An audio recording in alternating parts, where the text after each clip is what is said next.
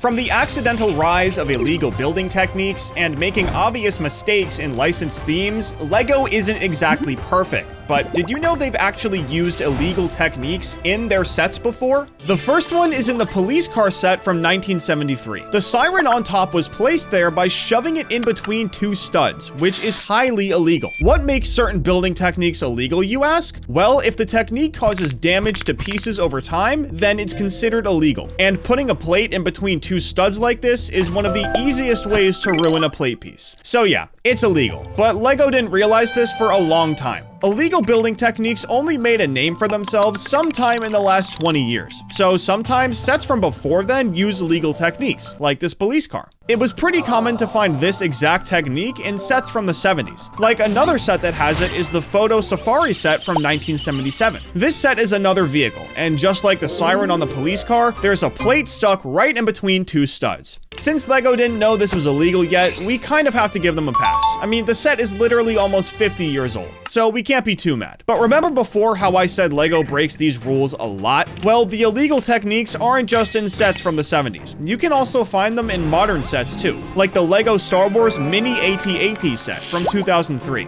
This illegal technique is a little different. Instead of shoving a plate piece in between two studs, this one is made with a stud piece and a round plate. All it is putting the stud in the middle of the four studs on the round plate. That's it. I can't lie, I definitely did this technique a lot when I was a kid. So my stud pieces are probably all cooked by now. But you can find this exact technique on page 20 of the instructions for the Mini AT-AT. The technique was used to make a mini Y-wing bomber to go along with the AT-AT. And this must have been done right before illegal building techniques started gaining traction, because there's no way LEGO would do something like this more recently. Or would they? Well, in the Winter Village Post Office set from 2011, you can find a third illegal building technique being used to make the roof for one of the buildings. It starts on page 64, where LEGO has you putting the second story on the left side of the post office. Next, on page 65, you make the festive roof that's supposed to go on the side of the second floor. But wait a minute, that part only has a spot for a Technic pin on the side, and there's no such pin in the build for the roof. Well, this is where our illegal technique comes in. If you look closely at the roof build, you'll see that LEGO had you make it with a modified 1x1 with studs on four sides. And when you look back at the instructions, you'll see that the roof was only made using 3 of these studs. If you haven't put it together yet, that fourth unused stud is supposed to go in the Technic hole, which is highly illegal. This set was made in 2011 though, so maybe you're thinking that these illegal building techniques still weren't that known yet. Well, allow me to burst your bubble. Because in the Voltron set from 2018, the literal first step in the instructions has you putting a stud into a Technic hole, just like how you were supposed to do in the post office set. Like I said, this technique is highly illegal, and considering this set came out in 2018, there's no denying it. The designers knew exactly what they were doing with this one. Something you might not have known though is that the subscribe button actually changes colors when you click it. I swear, go try it out and let me know if it works for you. Anyways, the next broken rule I want to show you has to do with instructions. Obviously, we need instructions to build most LEGO sets, so it's only natural to think that there's never any mistakes in them, right? Well, not exactly. Instructions have mistakes in them all the time, but some of them are way worse than others, like this one in the LEGO Star Wars Battle of Endor set from 2009. This is very obviously a plate piece with 3 studs, but because of where the arrows are pointing, it looks like they're telling you to connect it to 4 studs instead. This is one of the most famous LEGO errors ever, so odds are you've seen it before. Another one that's pretty popular is the floating sticker in the Spider Jet vs. Venom mech set. On page 42, you're supposed to add a sticker to the front of the cockpit window, as you can see here. But if you look at the front of the ship, it seems like the designer forgot to delete the sticker before they published the page. This is where the sticker ends up once you attach the window piece to the set, as you can see on page 45. But it definitely wasn't supposed to be there before that. Stuff like this isn't so common in LEGO, but there's one type of error in particular that people find all the time, and it's kind of similar to the floating sticker. Sometimes when you're building a set, a piece will be on your build that LEGO hasn't told you to put there yet. I just bought the one-piece windmill village hut set, peak fiction by the way, and I love it, but pages 62 to 68 were a little confusing. On page 62, you're supposed to build this beam type thing and then just put it on the front of the set, but look at this spot right here. On the next page, you're supposed to put a sticker on this tile and then put it on front. But then this thing is just here. Like, what? I flipped back and forth like 3 times trying to figure out what was going on before I just skipped ahead and realized they put that top part there early. It's a super small mistake, but when you're building the set, something like this can be really confusing. Not gonna lie though, this is nothing compared to what happened with the instructions for the LEGO Harry Potter Dobby's release set. That one was just too funny. I say that because it's not like what happened with the One Piece set. Instead, LEGO just completely used the wrong hairpiece for the only minifigure in the set. This one came out back in 2002, so the instructions online got fixed, except for the fact that they didn't.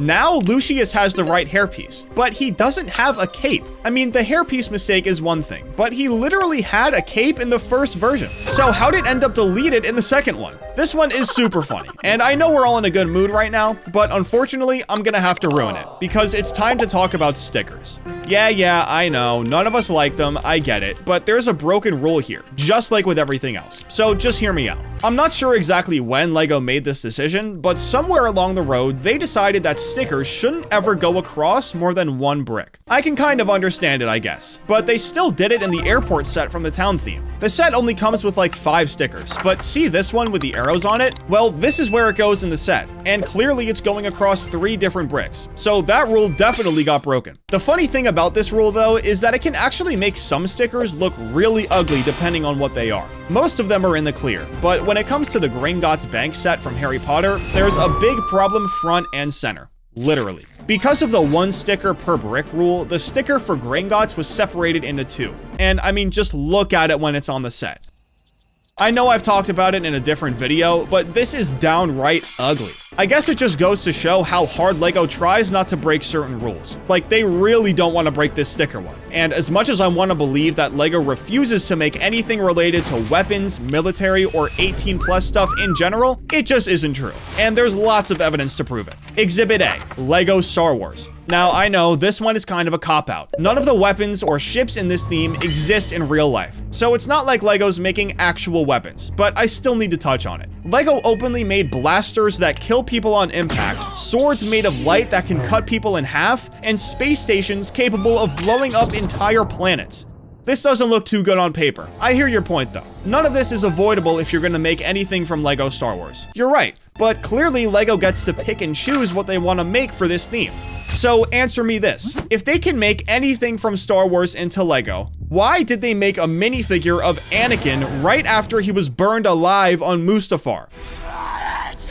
Now, don't get me wrong, I'm not complaining. I love LEGO Star Wars just as much as the next guy, but this minifigure clearly breaks the 18+ rule. Now that that's out of the way, it's time for Exhibit B, LEGO Indiana Jones. Unlike Star Wars, there's no argument for this one. Indiana Jones was based on real life, on Earth, with human beings, and LEGO broke the no weapons or military stuff rule all the time with this theme. First of all, literally everyone has guns, so there goes the weapons rule. Second of all, LEGO made a bunch of different military vehicles, most of them being fighter planes. The first ones they made were in this set from 2009, but if you think they wouldn't do this nowadays, guess again, because here's another fighter plane in a set from 2023. And look, the words fighter plane are literally in the name of the set. But third of all, they knew exactly what they were doing. Check out this box for set 7682. One of the guys is literally shooting their gun, and this is on the box. Like I said, they knew exactly what they were doing. But if this isn't enough evidence for you, allow me to present Exhibit C, the LEGO Osprey V22. We all know the story with this one. LEGO made it a few years ago and was gonna release it, but then decided not to. But do you know why?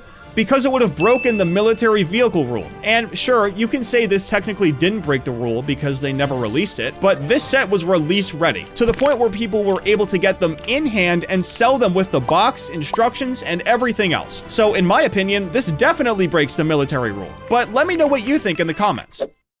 Alright, this next rule is actually a little different than the ones I've been talking about. This one isn't unwritten at all, and is actually very illegal to break. Safety. When you make and sell toys, you need to make sure that they're safe for the target audience. And in LEGO's case, that means they have to be safe for kids, which is a lot easier said than done. When something they make ends up not being safe, they have to do something that you've heard a bunch of different companies do.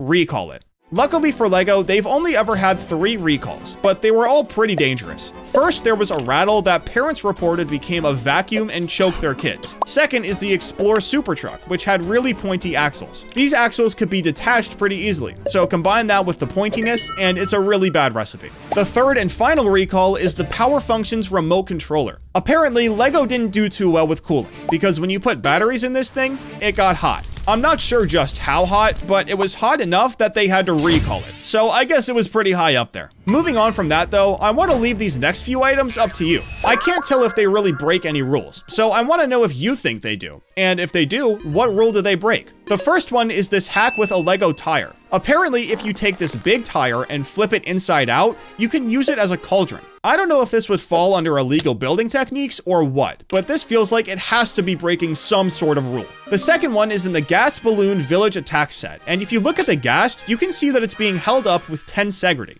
Now, this is a perfectly legal building technique, so it's definitely not that. But I can't think of a single official LEGO set that uses this technique besides this one. So let me know, is this breaking a rule, or is it just sick? The last one is in the Disney Castle set, and apparently there's a part of this set that uses a highly illegal building technique. On page 115, you can see some 1x2 bricks with half-size Technic pins in them being placed. And if we go to the next page, we can see LEGO telling you to attach tiles to those half-size Technic pins. This isn't the alleged illegal part though. That comes on page 117. LEGO has you make these little structures on top of the castle and attach them to the pins. And apparently, this is the illegal technique. According to Oscar Cedarwall on the Brick Nerd website, attaching these structures on top of the plates puts a lot of stress on them, and will slowly but surely break them over time. The thing is though, not every mistake is actually bad. Some of them have turned into very happy accidents. The iconic minifigure smile isn't actually the original design. The earliest minifigures from 1978 had a smile that was technically geometrically imperfect compared to what we have today.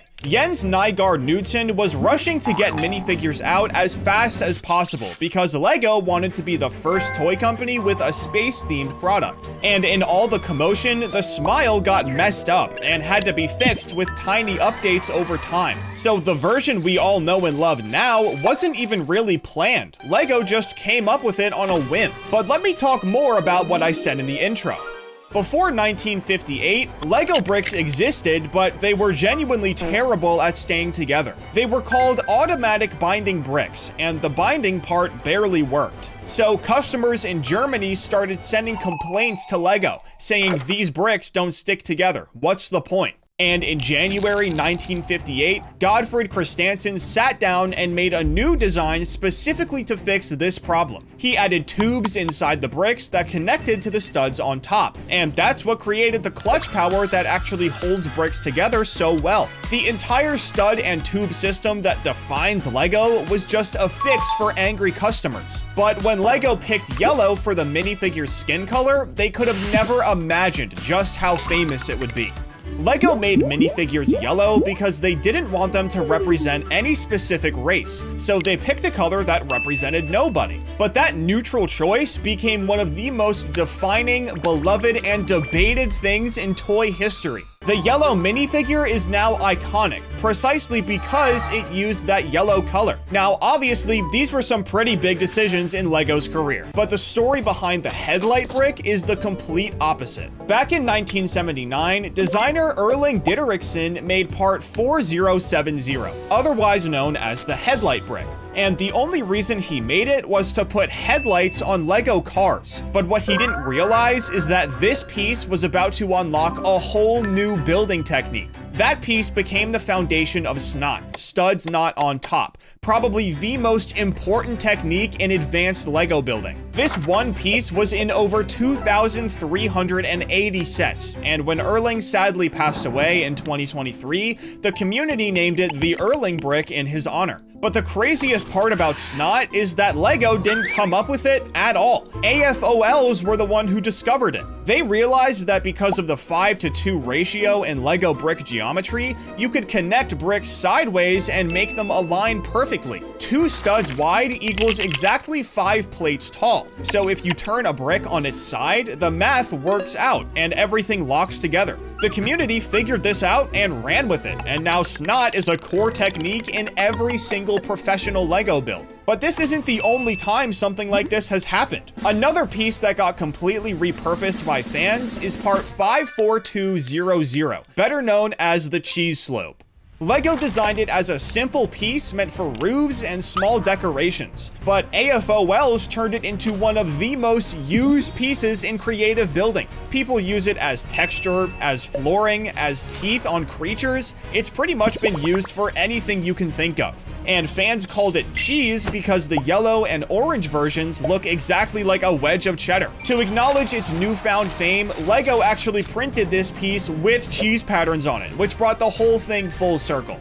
But now, let me show you how a manufacturing defect became one of the most beloved character details in Lego history. The blue classic space minifigure helmets from the 1980s had a known flaw. The chin strap area was too thin and cracked really easily all the time. Lego never fixed this back in the day, so basically every kid who grew up in the 80s had faulty astronaut helmets. But when the Lego movie came out in 2014, they made Benny the spaceman, and they gave him a deliberately cracked helmet as a tribute to this flaw. This was probably one of their biggest mistakes ever, but it gave us Benny, so I'm definitely not complaining. But this next accident pretty much proves that Jens Knudsen, the guy who made the headlight brick, is the king of happy accidents. He was the head designer of the space theme back in the day, and when he was trying to pick the main color for the theme, he didn't want to go with anything too boring. He wanted the sets to really pop on the shelves, so he went with blue because Lego had a lot of pieces in this color, and making ones with new colors wasn't very easy. This was a very simple decision that he barely even had to think about, but because he picked the right one, space ended up becoming one of the biggest themes Lego's ever made. But classic space also has a hidden story about how designers got around Lego's rules. Lego had a strict no weapons policy back then, which meant designers weren't allowed to put guns on spaceships at all. So Jens Knudsen and his colleague Niels Peterson just put radar dishes and sensor probes on ships that were very obviously guns. And they even admitted it decades later in interviews. It's like when they put adult jokes in kids' movies. To the kids, these pieces look like radar dishes and probes, but the adults definitely knew what was going on. These things were weapons. Alright, now let me show you how Lego accidentally became the world's largest tire manufacturer without even trying. In April of 1962, Lego started making miniature rubber tires for their sets based on vehicles. Nobody thought much of it, but by 2011, they had made 381 million tires in that year alone. That made them, by volume, the largest tire manufacturer on the entire planet. Bigger than Michelin, bigger than Bridgestone, bigger than every actual tire company. However, there's one Lego accident in particular that's actually really tragic. But without it, Lego may have never turned into what they are today. As a lot of you know, Lego used to make wooden toys at the start of their journey, and as they were starting to make plastic toys, they were still making wooden ones. They didn't have any reason to stop making them, but on February 4th, 1960, the warehouse with all of their wooden toy inventory burned down. Most of the Lego family wanted to rebuild it, but Godfred actually wanted the opposite. Instead, he wanted to bet on the future and only make plastic bricks from there on out. His brothers were absolutely furious with him, but Godfred did it anyway, and obviously this was definitely the right choice. The warehouse burning down was super tragic, but if it didn't happen, Lego may have never evolved out of making wooden toys. But unfortunately, this isn't even the only tragic accident in Lego's history. This next one is the story of a guy named Travis Kuntz and how AFOLs named a specific piece after him. Part 4733 is a 1x1 brick with a stud on every side. Lego themselves never gave it a special name, but a lot of people in the community call it the Travis brick. Travis was an avid Lego builder who loved building with this piece so much that he got a tattoo of it on his body. But unfortunately, he passed away in 2003. In honor of his memory, people started calling this piece the Travis brick, so if you ever hear someone call it that, now you know why. Moving on to something more positive though, the logo for the Creator Expert theme is actually dedicated to the people who came up with Snot. When AFOLs were first messing around with the headlight brick, they took 6 of them and turned them into a cube. It immediately became one of the most famous builds ever. You can still find it all over the internet today. And to honor this discovery, LEGO used it as the logo for the Creator Expert theme, which is very fitting for a discovery like this. But LEGO's own name also has an accident built into it. LEGO comes from the Danish phrase leg godt, which means play well, and obviously this was intentional. But later on, people found out that LEGO means I put together or I assemble in Latin, which just so happens to be a complete coincidence. The Christansons obviously did not speak Latin, so this really was a complete accident. But now, let me show you how LEGO almost rejected the sole thing that saved the company over 25 years ago. Before 1999, LEGO never had a singular licensed theme, so technically every theme was a LEGO branded theme. As we all know, LEGO Star Wars was released in 1999, but when it was proposed in a meeting, a senior board member reportedly said, "Over my dead body will you be launching Star Wars in Europe?" And that person is no longer at LEGO. Peter Ayo, who was the president of LEGO Americas, had to fight with the higher-ups just to get the theme approved, and Ole Kirk himself even joined him. LEGO finally signed with Lucasfilm in 1998 after 6 weeks of negotiation, and on the day The Phantom Menace premiered, 50,000 LEGO Star Wars sets sold in Toys R Us alone. That year, LEGO Star Wars did $130 million in US sales, which was about 10% of the company's revenue. LEGO was never even supposed to make the LEGO Star Wars theme, but it opened doors that they could have never even imagined. However, not every theme is as successful as LEGO Star Wars. Galador from 2002 to 2003 is universally regarded as LEGO's worst theme ever. It played a big part in them almost going bankrupt, so it was a pretty big disaster. But there was something buried in that disaster that was genuinely useful. The rotation and click joint system that Galador introduced was actually brilliant and worked really well. That joint technology got used for dinosaurs in Dino Attack, the Hungarian Horntail Dragon in Harry Potter, dragons in the Castle theme, and it's still used today in mechs for Ninjago. So even though Galador itself was a failure, it had pretty good bones. Get it? Bones. Get joints, bones. Yeah, you get it. Now, you've probably heard the term illegal building technique thrown around in the LEGO community. But here's the thing. That term was never official, like most people think it is. A designer named Jamie Berard used the word illegal in a 2006 presentation called Stressing the Elements. It was meant to describe techniques that LEGO employees couldn't use in official sets because they would damage pieces over time. The AFOL community saw this presentation and ran away with the term. But Berard has since said that it was never intended to be an official term. The only time LEGO as a company even addressed it is in a small article for LEGO Ideas, where they say that builders submitting sets can use any technique they want. But did you know that the minifigure itself was made to solve a really unique problem? Jens Knudsen's wife explained it very simply in an interview. She said the figure was created so that there would be life in the houses. At the time, LEGO's houses were empty, but then he drew this man. LEGO had been making buildings for years, but Knudsen thought they felt lifeless. He made 50 different prototypes across several years to solve this problem, and eventually he landed on the one that came out in 1978 and changed the world. So it's not like LEGO had some grand plan to make minifigures super popular. They just wanted to give some life to their sets. But now, let me tell you about a time when LEGO completely misunderstood their own product. When LEGO Mindstorms launched in 1998, it was marketed as an educational tool for kids in classrooms. That was the entire point. But company surveys a few months later determined that 70% of people buying LEGO Mindstorms were actually adults. LEGO had accidentally invented the first mainstream home robotics kit, which was a product category that didn't even exist before. But the origin of Mindstorms itself was also a complete accident. In the fall of 1984, Kjeld Christensen happened to be watching TV and saw an interview with an MIT professor named Seymour Papert. Papert was showing how kids could use programming to control robot turtles, and Kjeld was surprised by how similar it was to LEGO's philosophy of learning through play. So he started a whole new project, and it led to a partnership with MIT,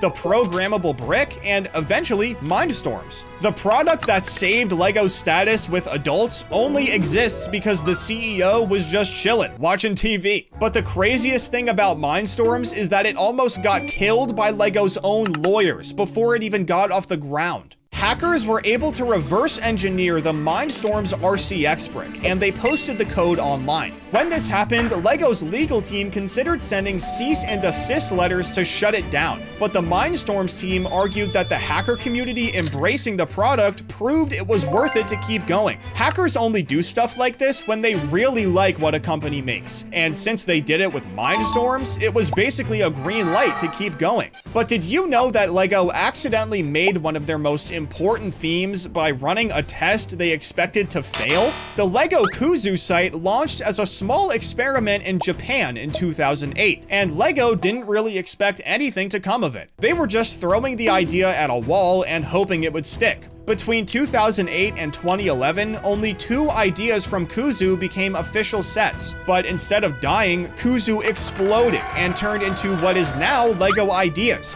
which is one of the most important themes in the entire company. Sets like the Saturn V rocket, the typewriter, the friend's apartment, all came from LEGO Ideas, and it all started with a test that they didn't even think would work. But getting back to regular mistakes, LEGO's made a ton in the Minecraft theme, like what they did with Herobrine. I doubt anyone watching this doesn't know who Herobrine is, but just in case, he's basically a phantom Minecraft character. He started out as a creepypasta in 2010, and over the years, he got super popular online, to the point where Mojang even put him in the patch notes just to mess with everyone. He was never an actual mob in Minecraft, but when LEGO and Minecraft first collabed back in 2012, LEGO wanted to do some trolling too. Back then, LEGO was only making these micro-world sets, and even then, the first official Minecraft set was in LEGO Ideas, which means LEGO themselves didn't even make it. A fan did. Since there weren't any minifigures in micro-world sets, LEGO couldn't just throw in a Herobrine minifigure for fun. So instead, they hid him in the second page of the instructions. Technically, this isn't really a mistake, since LEGO knew Herobrine wasn't real, but this is the only lighthearted mistake in this video, because the rest of them are just downright wrong. Like the fact that LEGO didn't give Steve the right skin color until 2024. Now, maybe you're thinking it isn't that bad, since LEGO wasn't even making minifigures for Minecraft at first. But unfortunately, you're wrong. They started making them in 2014. 3 of them that year were for Steve, and obviously, this guy's skin color is nowhere near what it looks like in-game. It looks like he didn't touch grass for like 2 years straight.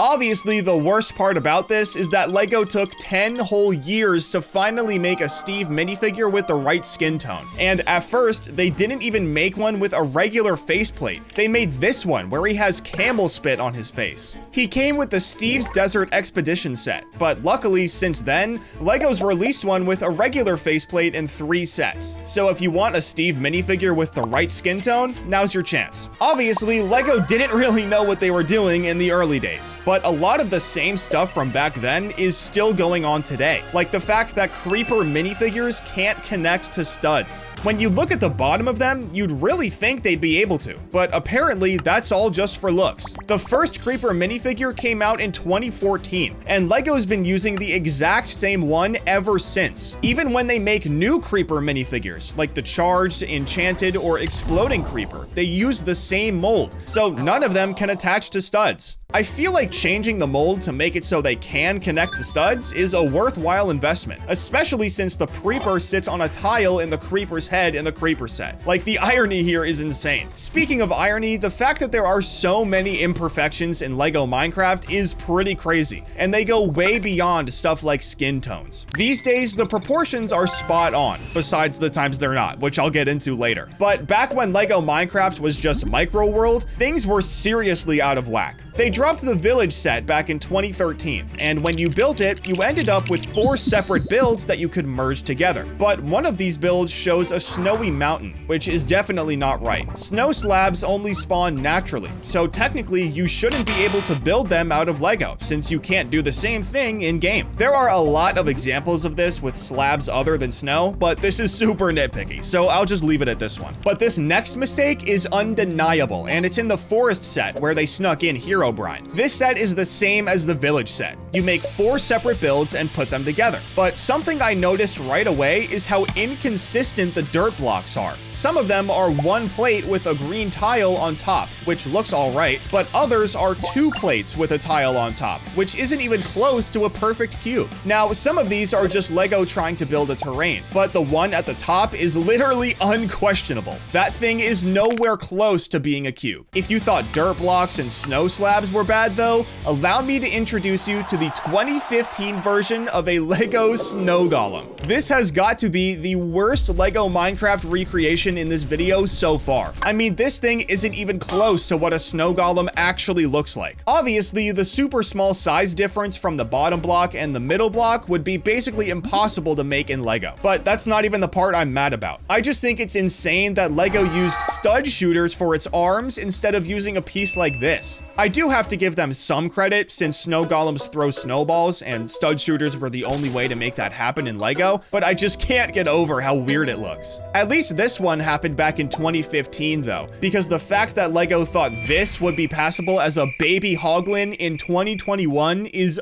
unreal. I don't know which one's worse, this or the snow golem. I mean, there are so many problems with it. For one, the color is way off, just like Steve. And for two, Lego butchered the best part about hoglins, their tusks. They're in the complete wrong spot, and they're not even close to the right color. Again, this came out in 2021 with the Ruined Portal set, but Lego did make a new version in the Nether and End Portal Journey set. Honestly, it really isn't that much better, but at least the colors are more accurate. Gray tusks on a baby hoglin is genuinely insane. Now, all of these problems have been in a bunch of different sets, but unfortunately for Lego, it's time for me to show you a bunch of problems in just 2 sets. Josh Wright from Firestar Toys likes to build Lego sets in Minecraft for fun, and when he built the chicken coop set, he found a whole bunch of problems. I'll start small and work my way up. First of all, one of the promo pics Lego used for this set shows an axe leaning against some stone blocks. And if you've played Minecraft even for 5 minutes, you know this is physically impossible. But the banner that's right next to the axe is also physically impossible to make natively in Minecraft. There's probably some way you can code it, but I definitely don't know how to do that, so I can't count it. Now, this is where the real mistakes start showing up. Obviously, this set has a chicken pen built into it, but when it gets built in-game, not only is the Lego gate double the width of the Minecraft one, but when you build this exact pen in-game, the chickens can just get out. Josh used 2 gates to close the chicken coop, so it isn't because of that. They can literally just hop out. But the third one is the worst one by far. Lego shows eggs dumping straight into a chest in this set, and this time you'd had to have played Minecraft for like 20 minutes to know this, but obviously this is not possible.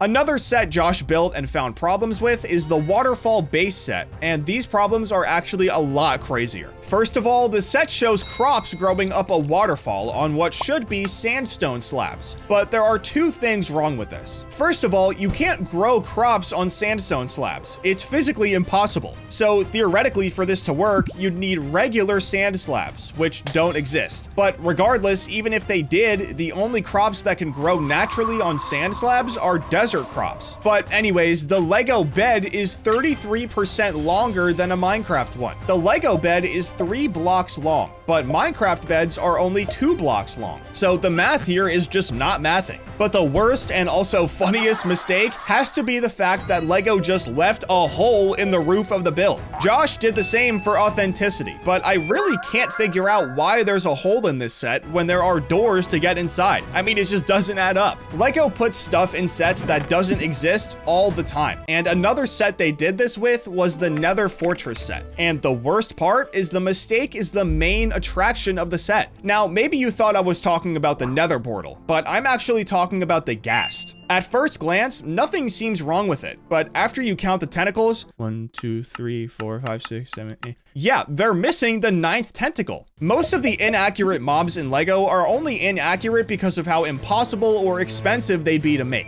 But this really is a little ridiculous. It's a known fact that ghasts have 9 tentacles. It's one of their main features. But even when Lego tries to make things right, like they did with the stud shooters for the snow golem, they still end up wrong. And another example are the the Wither skeletons in the Wither set. Unlike the Snow Golem, the Wither skeletons actually look really good in Lego form, but as a Minecraft player, I can't not address this. In-game, the Wither skeletons are taller than regular skeletons, and just like the Snow Golem with throwing snowballs, Lego knew it was essential to recreate this aspect. So to make it happen, they had the Wither skeleton's legs be twice as tall as regular skeleton legs. The only problem is that this made them way taller than they should have been. This is a pretty difficult and expensive thing to overcome, since Lego would probably have to make a whole new piece just to make the proportions right. But like I said, I couldn't not point this out. I don't feel bad about this next one though, because unlike Wither skeletons, this next mistake involves something that literally every Minecraft player sees all the time: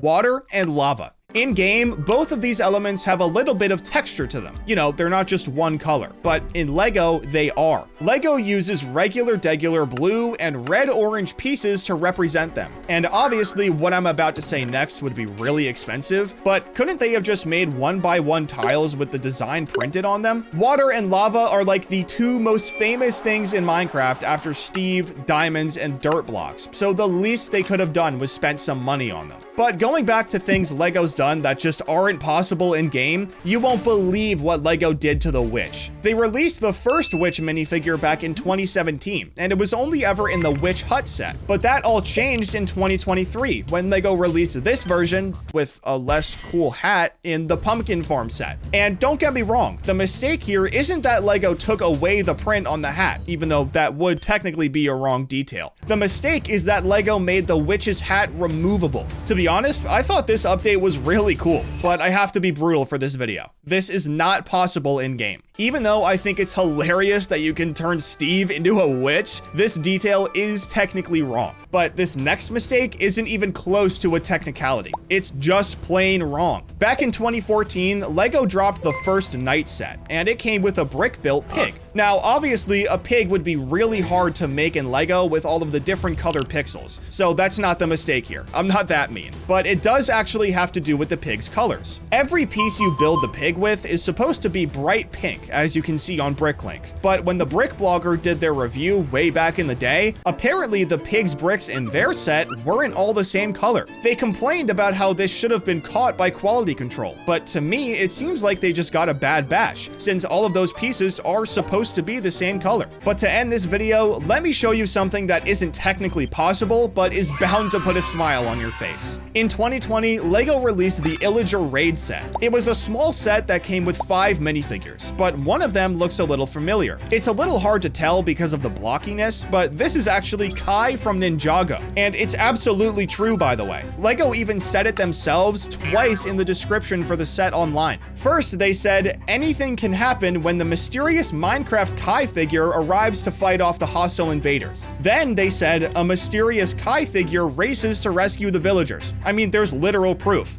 It's not just Minecraft though. Lego Star Wars has mistakes too, and there's one in the literal first set. Back in 1999, when the theme was brand new, Lego released a TIE Fighter set, and if you look at it, you'll notice something wrong immediately. It's built with blue pieces. Now, the original TIE Fighter from the movies doesn't have any blue on it at all. They're supposed to be gray and black. So why did Lego make this decision? Well, it's probably because of the limitations of blue screen technology back in the 1970s when the original trilogy was filmed. The blue screen compositing they used to put the TIE fighters into space scenes would sometimes make them look blue because of how the special effects worked. So Lego looked at the movie footage and thought, oh, TIE fighters are supposed to be blue. And speaking of color problems in the early days, the 1999 TIE Fighter wasn't the only one with this problem. Basically, every Lego Star Wars set released before 2005 had completely random color schemes. Lego just used whatever colors they had in their inventory instead of trying to be accurate to the movies. TIE bombers had the same problems as TIE fighters. X-wings were all over the place with different shades. It was complete chaos if you cared about accuracy. Back then, Lego's philosophy was to just get Star Wars sets out there and capitalize on the license. It wasn't until around 2005 that Lego started actually caring about making sets look how they're supposed to. But even after 2005, they still messed up pretty badly sometimes. And the Desert Skiff set is a perfect example. In Return of the Jedi, the skiff that Jabba's guards use is a sand brown color, but LEGO made it dark reddish brown instead, which is completely wrong. And here's the part that makes this even worse. They made this mistake twice. The first time was in the year 2000, which makes sense, since that was still during the era of random colors. But then they made the exact same mistake again in 2012. By then, LEGO was completely obsessed with screen accuracy for Star Wars sets, and yet somehow they still made the Desert Skiff in the wrong color. But Kylo Ren's command shuttle from 2015 might be the worst one of them all. In The Force Awakens, it's completely black, but for some reason, LEGO made the set in gray and light gray. Obviously, by 2015, they cared about accuracy, so the fact that this set made it onto the shelves at all is pretty crazy. But the wrong color isn't even the only problem with it. The wings don't fold the right way either. In The Force Awakens, you can see how the wings are supposed to fold when the shuttle lands, but LEGO made them fold completely differently in the set. So now you have a set that's not only the wrong color, but also has the wrong mechanism for one of its main features. But now, let me show you a mistake that's actually kind of hilarious when you think about it. The X-Wing fighter set from 2006 was officially marketed as Wedge Antilles Red 2, but if you actually look at the markings on the ship itself, it has 3 red stripes on it. This means it's Red 3, which is Biggs Darklighter's ship, not Wedge's. So right away, there's a difference between what LEGO is selling and what they actually made. But here's where it gets even funnier. The instruction manual also labels it as Red 3. The whole point of the set is that it can be changed between Red 5 and Red 2. Like, LEGO even had this in the description. But in the instructions, LEGO labels the pilots with what ship they're supposed to fly. Luke pilots Red 5 and Wedge pilots Red 2, except LEGO says he pilots Red 3, which is completely wrong. But this same set has another problem that shows LEGO wasn't really paying attention. The Princess Leia minifigure that comes with it has a New Hope hair combined with an Empire Strikes Back torso. She's literally wearing clothes and hair from 2 different movies at the same time, which makes no sense. But now, let's talk about one of the most embarrassing mistakes LEGO's ever made with a Star Wars set. When the UCS Republic gunship came out in 2021, the first print run had a catastrophic error on the packaging. The box and instruction booklet had the Imperial logo instead of the Republic logo. This is a $350 Ultimate Collector Series set, which is supposed to be the pinnacle of LEGO Star Wars quality and accuracy, and LEGO put the wrong symbol on it. LEGO eventually had to admit this was a genuine mistake, and they fixed it in their later print runs. But the fact that it made it through design, approval, printing, and shipping without anyone catching it is absolutely insane. And speaking of UCS sets that have serious problems, the Assault on Hoth set from 2016 completely failed to live up to what a UCS set is supposed to be. It was officially marketed as a UCS set, which means it should have the highest level of detail and accuracy that LEGO can make. But instead, it's filled with design flaws and inaccuracies throughout the entire build. Fans were expecting something amazing because of the UCS label and the high price point, and instead they got a set that feels more like a regular one that someone slapped a UCS sticker on after the fact. But at least the Assault on Hoth set tried to include everything, because the UCS Death Star from 2025 just straight up left stuff out. In A New Hope, Luke and Han disguised themselves as stormtroopers to sneak around the Death Star. Well, in this set, the Luke and Han minifigures don't have stormtrooper helmets. And here's what makes this super confusing. The last Death Star sets from 2008 and 2016 both have these helmets. So LEGO's made this set multiple times over the years, and they knew that including stormtrooper helmets for the disguise scene was an important detail, which is the most expensive and supposedly most accurate version they've ever made. They just decided not to include them. And another set with a similar problem is the Emperor Palpatine shuttle set. The set shows the scene where Anakin is being turned turned into Darth Vader after being rescued from Mustafar. This is one of the most important moments in all of Star Wars, but LEGO kind of messed it up. In the set, Anakin already has his Darth Vader helmet on, but in the actual movie, he doesn't get the helmet until after the rest of the suit is already on him. This is super nitpicky for sure, but they never made this mistake in other Darth Vader transformation sets, so it kind of stuck out. But the Battle of Takodana set from 2016 has a main character missing from it, which is insane. The set shows the battle at Maz's castle from The Force Awakens, and it shows Finn and Kylo Ren fighting each other, but Rey is nowhere to be found. And here's the problem with that. She's not only present in this scene in the movie, but she's one of the main characters in this moment. The whole point of the scene is that Kylo Ren captures her in all the commotion, and yet she's just not in the set. But at least the Battle of Takodana set shows a scene that actually happens in the movie, even if it's missing someone important, because the Kashyyyk set from 2005 does the exact opposite, and just puts characters in places they never went before. The set shows Mace Windu on the beaches of Kashyyyk during their fight with the droids, but he was literally never here.